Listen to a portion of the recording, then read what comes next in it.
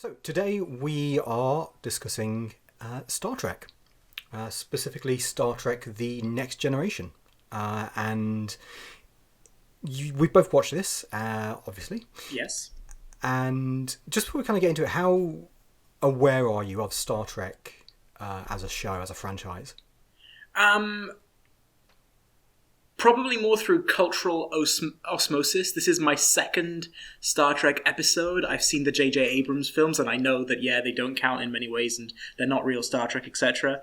But to be perfectly honest, apart from that, I'd say the Plinkett reviews of all of the Star Trek films are probably my biggest, yeah, understanding of Star Trek. Right. Okay.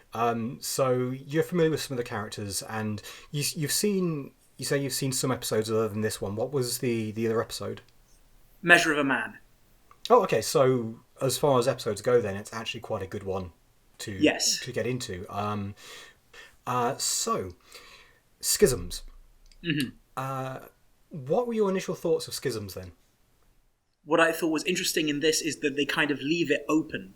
That they specifically mentioned the fact that there were questions that they don't really know what these beings were doing. They're not 100% sure they can stop it from happening again. And I was good. Yeah, that made complete sense to me. But I thought that brings a bit more of a kind of, for want of a better word, Lovecraftian aspect to things, where it's a bit of a we have experienced something, and now we're going to move on, and let's just hope that doesn't happen again. Yeah, there's some that happens a few times with some episodes. Things kind of crop up, and they might be a threat later on down the line. We don't know, but yeah, within especially 90s era and 80s era TV, it really isn't uncommon for it to happen. So it's good because it means you don't need to have a massive understanding of what goes on before. Especially as someone like you coming to it, having not seen the entirety of the canon and the whole of the background. Did it make sense? Even if you didn't know the characters' names specifically, did the Oh, I knew world all the make sense? characters' names. That's what I meant about, like, yeah, the cultural osmosis. I knew the setup. I knew all the characters. I even knew all of their jobs and positions and some of the things that happened before and after. I just haven't actually seen any other episodes apart from Measure of a Man and this one.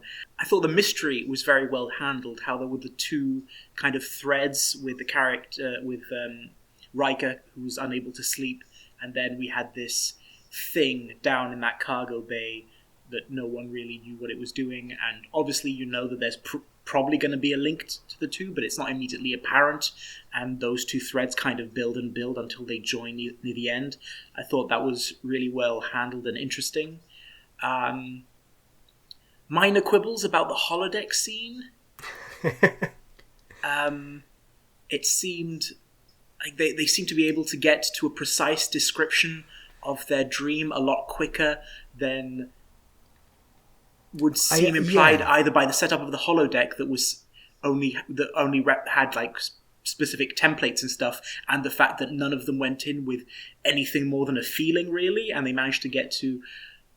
I was very, very eager actually to talk about that particular scene because I think that scene is exactly as you say. It's really, really, really weird that they get so quickly to it.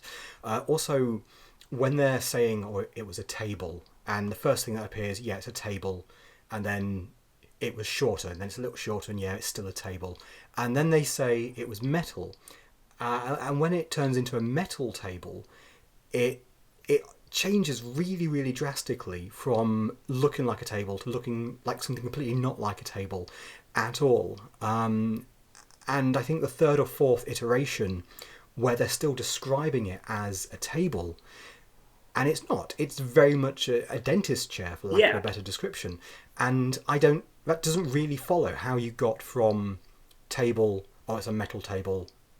No, it was more of an angle, and it was that really felt like it was jumping too far. I understand why they did it. It's only got 45 minutes and you have to quickly move along with the story, but it does really, really stand out in what is otherwise a really strong episode for. especially in the kind of the dreamlike thing, because yeah, they go into there and all they've got is basically emotional responses and the kind of feeling, that is either that is both emotional and tactile. And so I feel like maybe they should have reached something that was a bit less prosaic, like you said, a dentist chair, but gave you more of a kind of impression of, because like you said, if you had a metal table at a 30% angle, then with restraints, you could have had something that kind of that gave you that impression, and you'd have understood what it was, but you didn't have to have it look like a dentist chair. It does. Every time I watch that episode, it always stands out for me.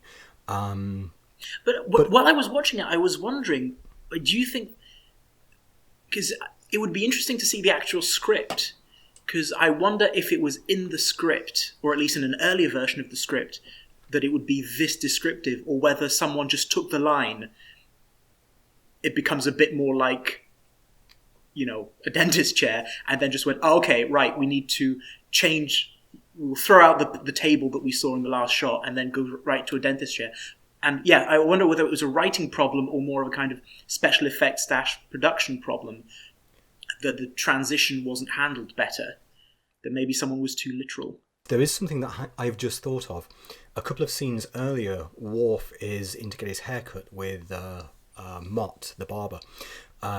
And I think there's an opportunity for Worf to have added a line in the holodeck scene for saying something along the lines of, oh, no, it was closer to a barber chair. That would at least then have got you to the next bit, and also would have fitted in with his whole experience in the barber's shop. Because yes, the scissors there, is what triggered, I guess you'd call that sort of PTSD, is what triggered it. But I think it's not too much of a stretch to add the chair as well. And they did half the work there, because Riker had his moment when he was sitting down as well. So if you just seeded that kind of, okay, what do we all have in common when we had this impression, if they'd reached we were all in a sitting position. So yeah, that scene has always really, really stood out for me. But it also stands out for another reason, in that I think other than that problem there, it's actually a really well done scene. I think it's the standout scene in the episode for me.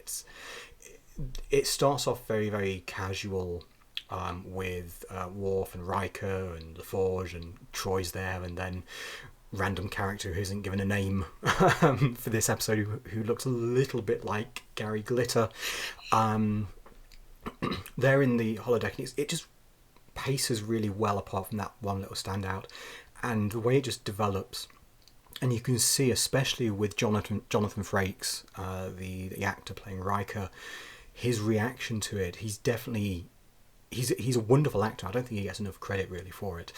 But the way he performs in that scene, you can see him getting more and more terrified and more unsettled as it goes on. And when they say it was darker and the lights come down and there's just this little spotlight, and then there was noises, and no, they were more like clicking noises, and they were louder and they were faster. And that entire scene really elicits a sensation of terror. For me, it's a genuinely scary and unsettling scene. When they do horror, they're really, really good at it, because I think sci-fi and horror have a natural camaraderie anyway, so it's quite easy to jump from one genre to the other. But this scene in particular, it really makes you feel unsettled. It really makes you feel Riker's fear. Well, I guess that's also part of the advantage of the use of the holodeck there, is that because everything else is so sort of clinical, in the sense of you have the even lighting and all these angles and corridors, and it feels like something that is a spaceship, and it was also something built for a certain level of comfort in terms of, there are people living here. Whereas when you enter this space where everything is just, there's nothing in this room and it's all dark, and I think it's one of the few scenes in this episode which is an ensemble scene, is that you just have 4 or 5 people getting stressed out in this room. And I think another is it Dr. Crusher, is that her name? Mm-hmm. Yeah. I thought she was very good in that scene, in the sense of being the one who's there in a professional context, and just the way she was going between all of the characters. There was a nice subtle build-up there as they reached something, and she was the one kind of trying to be the detached sort of leader, while at the same time getting increasingly unnerved by what was going on. Gates McFadden is great in pretty much every scene that she's in, and again in this, like you say, she brings that air of professionalism to it, and her character does. And I think everyone works really well with what they have in this episode. And we get a few smaller characters and actors who don't even get a line who appear. So we've got Edward Hagen and Sariel Rager, who Sariel has appeared in other episodes. I've seen her appear in other episodes, but Edward Hagar, I think, was just a random red shirt for them to kill off and show you how big the threat is. Which actually, at the end of the episode, Picard's doing his captain's log, and he says, all members of the Enterprise crew are alive and accounted for. And I'm kind of sat there thinking, but what about Edward? He died. And he was actually mentioned in that last scene. They specifically said that someone had died. Riker said, exactly. I think. But yeah, it's what I liked about this is what you mentioned earlier on about it being an open ending, that you don't know what's happening or where it's going, and you don't really know why any of what's happened has happened. I mean, Data says, I think it's Data who says, maybe they were just trying to explore like we are. Yes, and that's when Riker says, well, they've killed one person and almost killed two others. It was a lot more than just exploring. Yeah, and it's the way it just kind of leaves it, that it leaves it very, very unsettled, like they could at any point come back to it. And okay, it's early 90s, the alien makeup is a little more advanced than 70s Doctor Who, but it would actually have been better if we never really saw their faces, if they were maybe in shadow a little more. Well, the first shot of them, when you see Riker kind of wake up and you can just see figures walking past in the distance, it's like, oh, this is great. And then you have a shot, oh, they're just behind him, and it's less great. Yeah, it was a little bit too much. I don't think you needed it, because there's some wonderful stuff done in the episode and some great lighting done in the episode as well, and it really feels dark and claustrophobic and kind of nightmarish. And there's some great lighting that, even though it could be any time, because obviously you're in space, it feels like nighttime. Mm-hmm. Like, even though it is always nighttime because you're in space, it feels specifically like this episode is at night. Just because of the way they use the lighting, and that adds to the discomfort and the fear of it, I think. Something that bothered me more than the costumes of the aliens was their kind of shuffle walk. I suppose the idea is to give them something a little otherworldly and something that makes them very, very different and not quite humanoid and human. But yeah, I get you. I think in terms of scariness, slowing things down always works more than a kind of jerky movement. And like Mars Attacks, well, the woman that they try to get into the White House, the way she moves, and especially when you're not looking at her, and she kind of then the physiognomy really changes. That's I think has an inherent kind of creepiness to it. It really does. You don't need a huge budget to do something with the physicality, and so the kind of the shuffle just seems like that seems like something that would never have worked and should really have been dismissed if brought up at all very early on.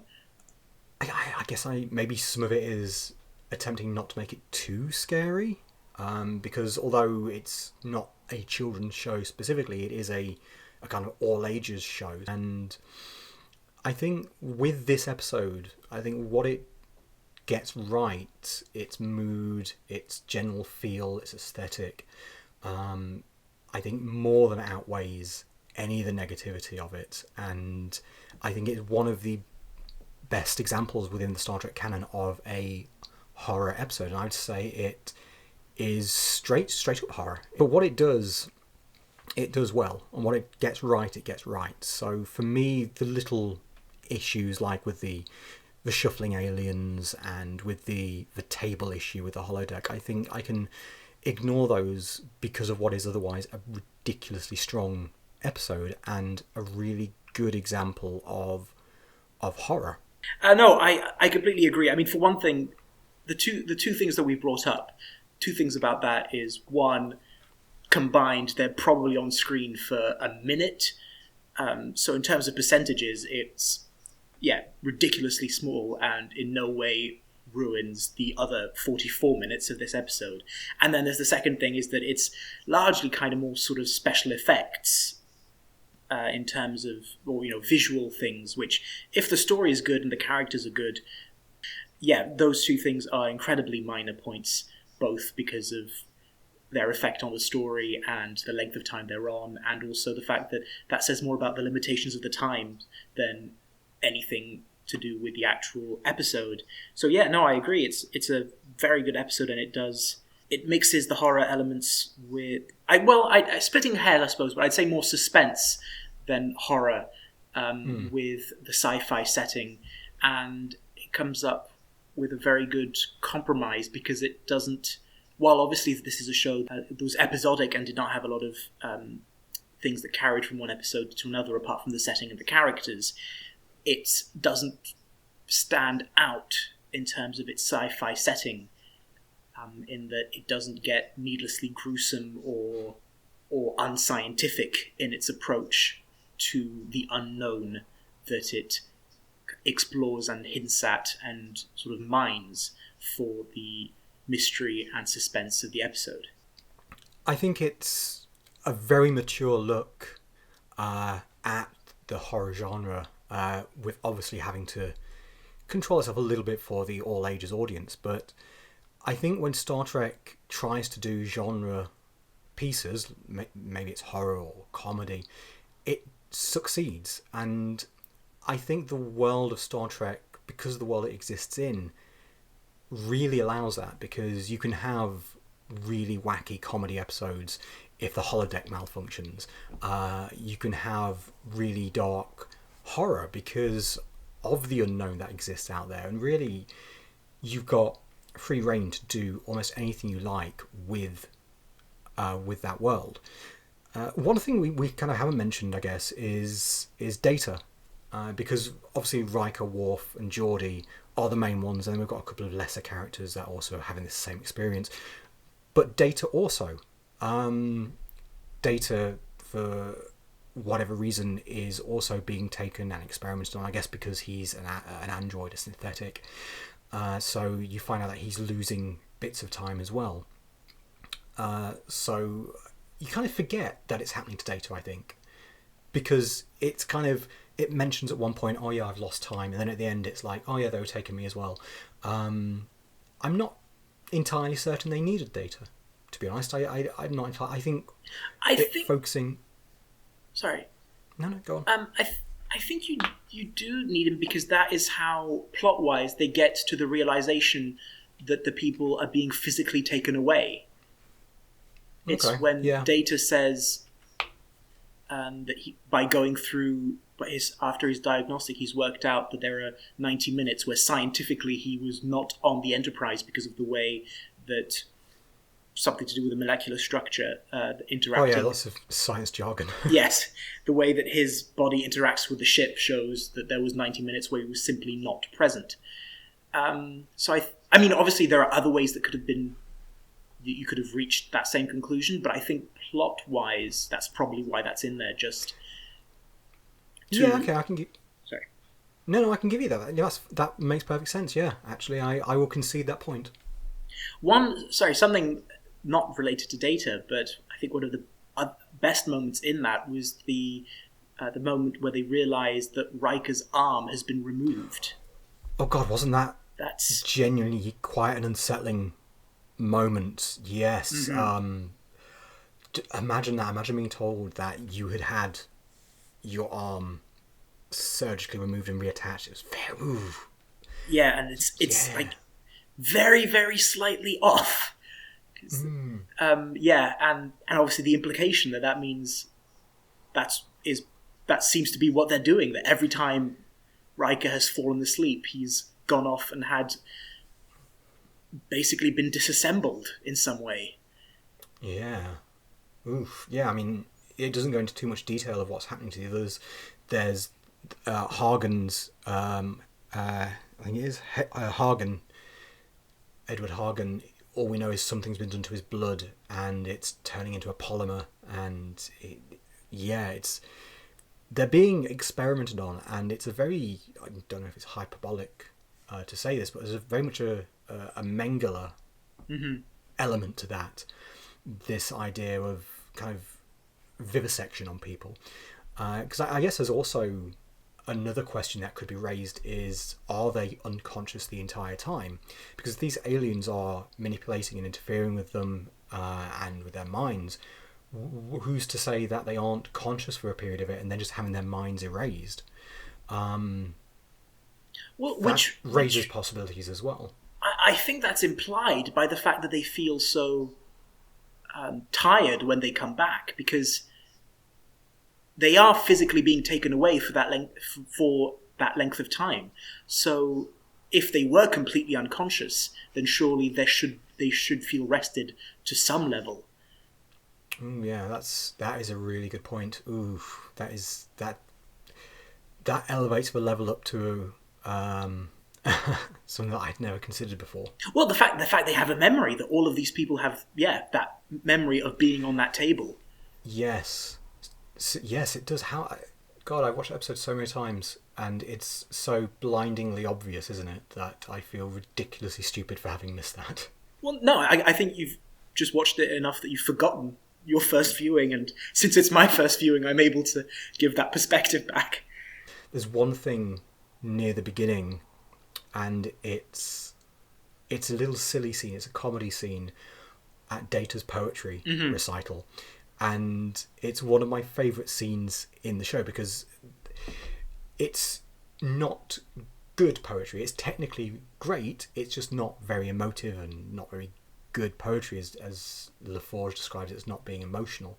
And there's just a wonderful couple of little bits where Picard is sat there and he looks very much like a parent trying to be proud of their child's really shitty drawing on the fridge. And then there's Riker who keeps kind of falling asleep and then just kind of wakes up.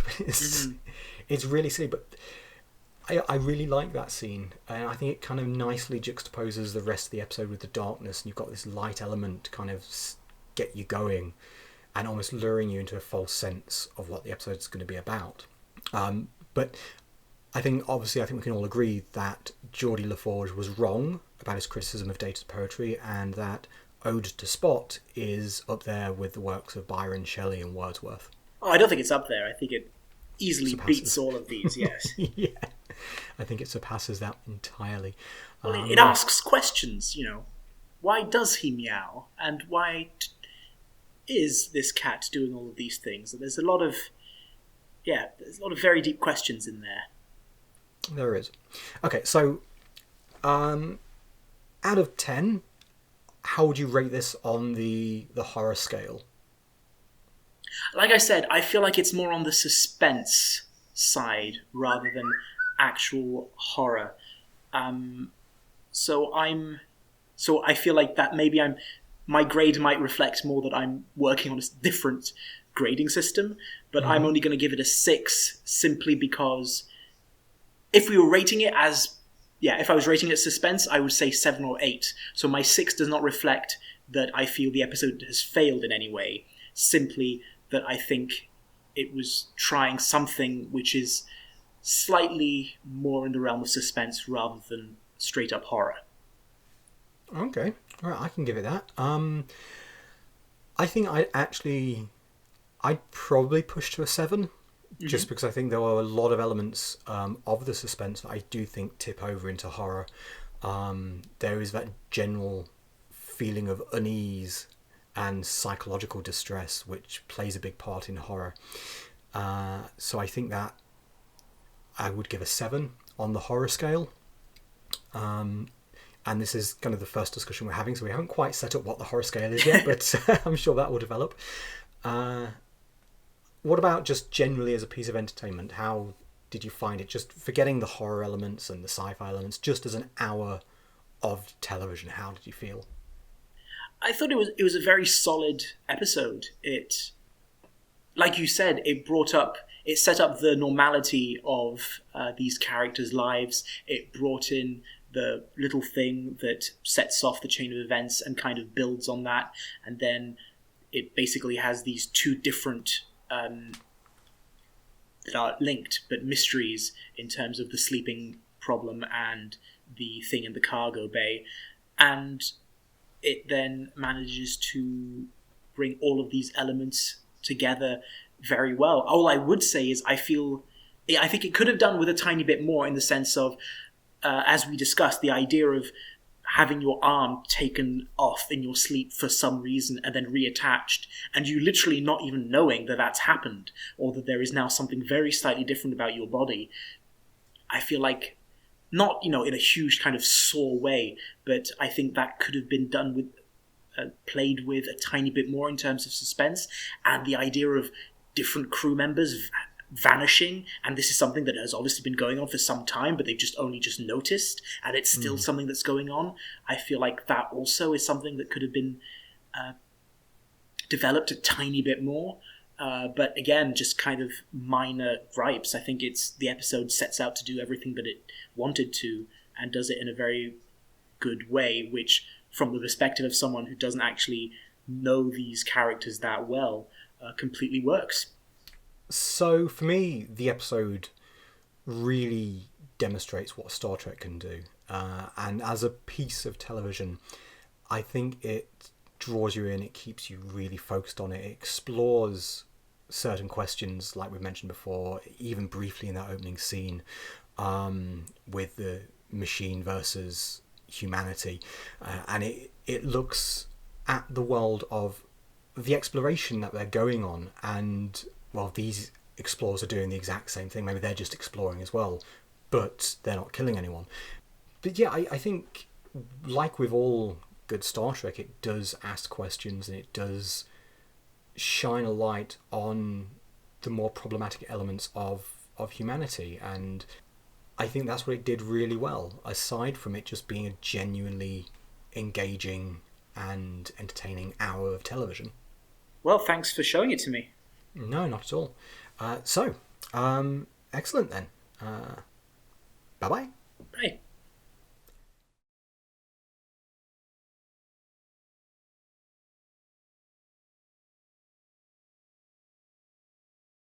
Hello!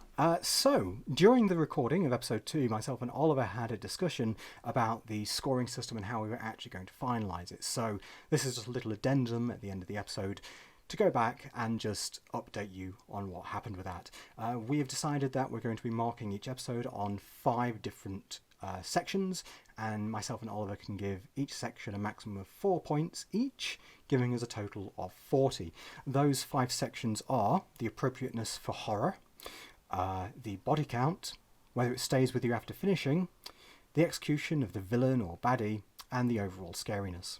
So, with those all being taken into account, that means that the new score for Star Trek Next Generation Schisms is